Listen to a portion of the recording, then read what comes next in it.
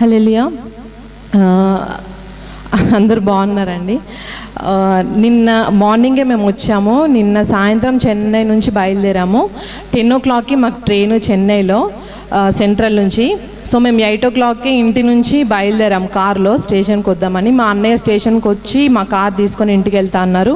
అమ్మ, నేను, పిల్లలిద్దరూ, ఆయన ఇద్దరం, నలుగురం బయలుదేరాము.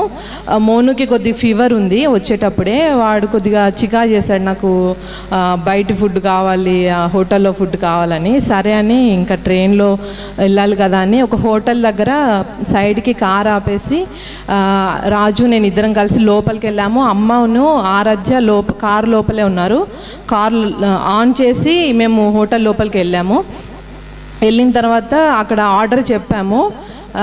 ఆర్డర్ చెప్పి నేను ఎందుకో నా మనసుకు అనిపించి, నేను అమ్మ ఒక్కతే ఉంది, పాప ఒక్కతే ఉంది కారులో, నేను వెళ్తాను, మీరు పార్సిల్ తీసుకొని వచ్చేసేయండి అని చెప్పేసి నేను కిందకు వచ్చేసా.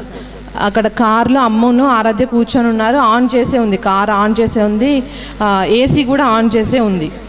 నేను వెంటనే డోర్ తీసుకొని లోపలికి వెళ్ళి కూర్చునేసరికి లోపలంతా ఒక వాసన వస్తుంది, కాలిన వాసన. నేను అమ్మని అడిగితే, అమ్మ నీకు ఏదైనా వాసన వస్తుందా అంటే నాకేం రావట్లేదు అంటుంది. అంటే డోర్స్ అన్నీ క్లోజ్ ఉన్నాయి, ఆమెకు తెలియట్లేదు. నేను బయట నుంచి లోపలికి వెళ్ళేసరికి భయంకరంగా స్మెల్ వస్తుంది ఆ ఏసీలోంచి. నాకు చాలా భయం వేసింది, ఏంటి స్మెల్. నేను డోర్ తీసి మళ్ళీ బయటికి దిగి బయట నుంచి వస్తుందా స్మెల్ ఏంటని చూస్తే బయట ఏం స్మెల్ లేదు, కారులోనే ఆ స్మెల్ ఉంది. ఇంకా సడన్గా ఒకసారి ముందుకు చూసేసరికి ఆ ముందు ఇంజన్ నుంచి సడన్గా మంటలుని పెద్ద పొగలాగా వచ్చేసింది. నాకు ఇంకా భయం వేసి వెంటనే కార్ దిగి, అమ్మ దిగు అని డోర్ తీస్తే ఆ డోర్ ఏమో అమ్మ కూర్చుని దగ్గర లాక్ అయిపోయింది. అసలు నాకు ఏం చేయాలో అర్థం కాలేదు, ఏ డోరు ఓపెన్ అవ్వట్లేదు. సడన్గా వెనకాల నుంచి వెళ్ళి ఒకసారి డోర్ ఓపెన్ చేసి అమ్మ గబగబా పాపను తీసుకొని దిగిపోయింది. పెద్ద పొగలు పెద్దగా వస్తున్నాయి కారులోంచి. నేను ఇంకా పరిగెత్తుకుంటూ వెళ్ళి లోపలికి వెళ్ళి ఈయనకు చెప్తే గబగబా వచ్చారు, ఆ హోటల్లో ఉన్న వాళ్ళంతా కూడా వచ్చారు.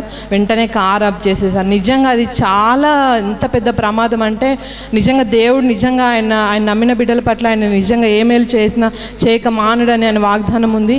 నిజంగా మేము ఎన్నిసార్లు చెన్నై నుంచి ప్రయాణమై ఇక్కడికి వస్తున్నాము, ఎన్నోసార్లు కారులో అంత దూరం నుంచి 600 kilometers అంత దూరం నుంచి పిల్లల్ని వేసుకొని వస్తున్నాము. అత్తమ్మ మేము అక్కడ స్టార్ట్ అవుతున్నాం అన్న దగ్గర నుంచి అత్తమ్మ ప్రేయర్ చేస్తూనే ఉంటారు. అమ్మగారు చర్చిలో ఫ్రైడే మీరు అందరు నిజంగా మా గురించి ప్రేయర్ చేస్తున్నారు. మేము చిన్న బిడ్డలతో అంత దూరం నుంచి వస్తున్నామంటే ప్రతిసారి మమ్మల్ని దేవుడు ఏ అపాయం రాకుండా ఆయన రెక్కల చాటున మమ్మల్ని భద్రపరుస్తూ ఈరోజు మార్నింగ్ నిజంగా నిన్నటి ఎంత ప్రమాదం నుంచి దేవుడు మమ్మల్ని కాపాడాడండి.